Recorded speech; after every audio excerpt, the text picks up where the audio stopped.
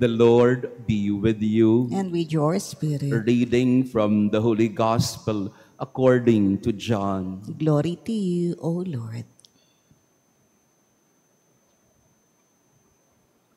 Jesus said to his disciples, "Now I am going to the one who sent me, and not one of you asks me, 'Where are you going?' But because I told you this, grief has filled your hearts. But I tell you the truth, it is better for you that I go. For if I do not go, the advocate will not come to you. But if I go, I will send him to you. And when he comes, he will convict the world in regard to sin, in righteousness and condemnation. Sin, because they do not believe in me.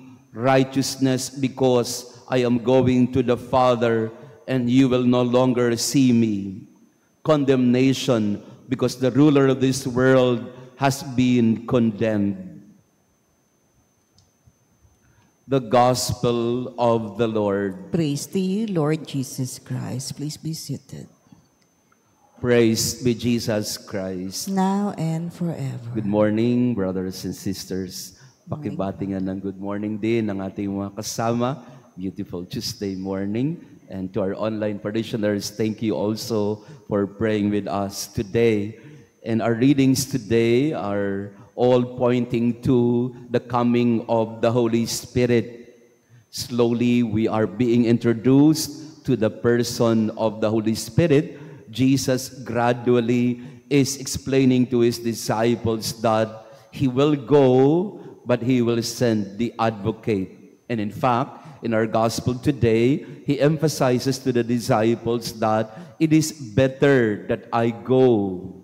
It is much better that I go, because if I don't, the Holy Spirit will not come to you. He will not be summoned and sent to all of you. One theologian calls it, Jesus beside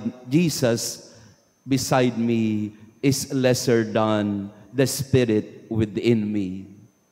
The Spirit within me is greater than Jesus beside me.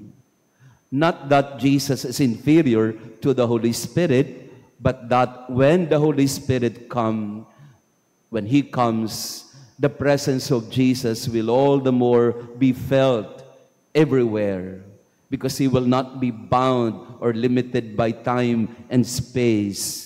His Spirit now will be sent to all of us. So Jesus beside me, Jesus within me, Jesus all around me, that's the Holy Spirit.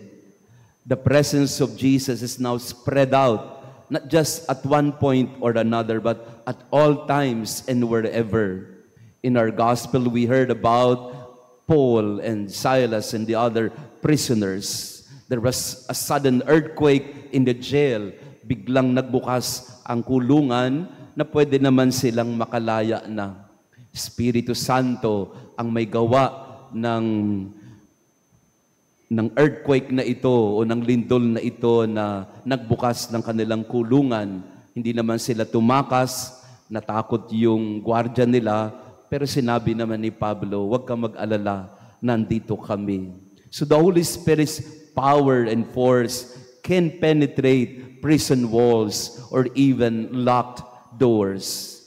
The Holy Spirit has such that power that the Holy Spirit can break us open to freedom. At yun din ang sinasabi ni Jesus sa kanyang mga alagad. Pagdating ng Espiritu Santo, He will convince you to all truth, and He will convict you of your lack of faith. He will lead you to all truth, and you will soon understand everything. So the Holy Spirit is responsible for your knowledge and understanding of what I taught you all this time. So the Holy Spirit is not a replacement of Jesus. The Holy Spirit is the presence of Jesus in a more intimate and spread out way. Ang Espiritu Santo ang siyang magbibigay sa atin ng liwanag at gabay magbibigay sa atin ng katotohanan para maintindihan natin ang pagkilos ng Diyos sa ating buhay. Without the Holy Spirit, we cannot proclaim Jesus as Lord. Without the Holy Spirit, we cannot understand the love of God for us. Without the Holy Spirit, we will not understand, and the faith will not make sense because we will just be limited by time and space. And faith cannot be contained in time and space because faith leads us to the spiritual and the eternal. And it is the Holy Spirit who can lead us to that realization. Kung hindi niyo po ito naiintindihan, huwag po kayong mag-alala. Mahirap po talagang maintindihan ang kilos at galaw ng Espiritu Santo. Noong sa Saturday, ako po ay nagkumpil. I was given a delegation by Cardinal Joe Advincula to administer the sacrament of confirmation.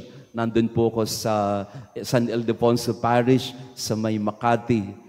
At habang ako po yung nagpapaliwanag sa mga bata tungkol sa Espiritu Santo, yung ganyang mga mukha ninyo, ganyan din po yung mukha nila. To think nagkatisismo na yung mga bata ng 9 na buwan or 9 months or so, trying to understand the meaning of confirmation and the Holy Spirit. But when I was explaining to them about the Holy Spirit, they were all blank face. Kagaya ng itsura nyo ngayon. Pakitingnan ng katabi nyo. Naintindihan mo ng Espiritu Santo. Ang hirap. Ang hirap. So I was telling them that the Holy Spirit is the breath of God in the act of creation. The Holy Spirit is the dove that was sent to Jesus in baptism. The Holy Spirit was the fire, tongues of fire that was sent to the apostles in the cenacle when they were so afraid after the death of Jesus. So I was explaining to them the different metaphors and symbols, images of the Holy Spirit. But to no avail, nakatanga lang sila sa akin, nakanganga sila. Ano bang pinagsasabi ni Father? Ano ba yung dove? Ano ba yung fire? Ano ba yung breath? Yan. Until I don't know, it dawned on me. And the Holy Spirit came upon me so suddenly. And that I used the image of, kasi yung mga bata po ito mahilig sa basketball. Kaya all of a sudden, it dawned on me to use the image of a coach in basketball. So I told them, the children, the teenagers, to be confirmed. Sa mga mahilig mag-basketball sa inyo, alam nyo naman ngayon na ongoing ang Eastern and Western Conference Finals. Naglalaban ng New York at saka ang Indiana Pacers, ang Minnesota Timberwolves, and ang Thunder, na hindi nyo rin naintindihan. Mali na naman ang aking crowd, no? Anyway, for the kids, so pinapaliwanag ko sa kanila na napakaraming mga magagaling na players sa basketball na yan. Sa New York Knicks, nandyan si Jalen Bronson. Sa Thunder, ay nandyan si SGA. Sa Minnesota, nandyan si Anthony Edwards, na hindi nyo naman naintindihan, syempre. Pero sabi ko sa kanila, hindi uubra ang player kung walang coach sa gilid na magpapalakas ng loob sa kanila, na magtuturo sa kanila, na pag naguguluhan sila at nawawala na sila ng gana dahil natatalo na, ang coach ang tatawag sa kanila at sasabihin sa kanila, kaya pa yan. Huwag kayong sumuko. Ito ang gagawin natin. Nung binanggit ko yung coach in basketball, biglang nagliwanag ang mukha ng mga bata. Naintindihan na nila ang Espiritu Santo. Ang Espiritu Santo ang siyang magbibigay ng liwanag, magbibigay ng direksyon, magbibigay ng lakas. Yung mga bata naintindihan yung aking explanation, kayo ngayon dito, wala pa rin talaga. Ano bang gagamitin ko para maintindihan?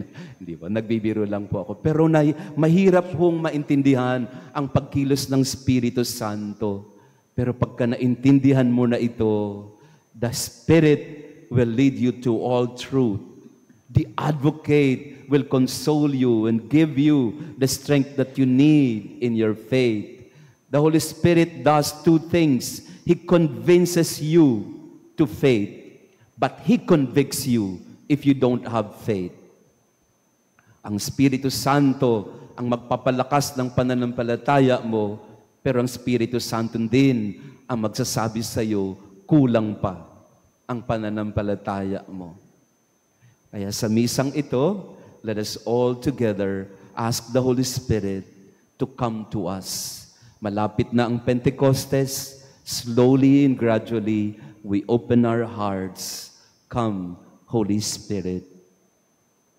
Praise be Jesus Christ. Now and forever. Please all stand. Let us pray.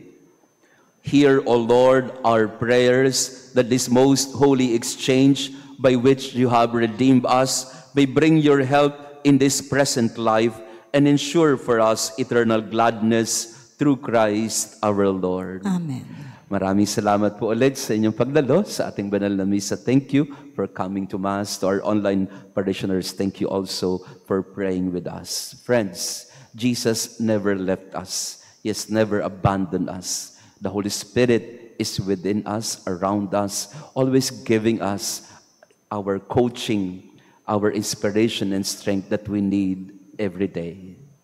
The Lord be with you. And with your spirit. And may our loving God bless you and your family, the Father, the Son, and the Holy Spirit. Amen. Our Mass has been offered. Go in peace to love and serve the Lord. Thanks be to God.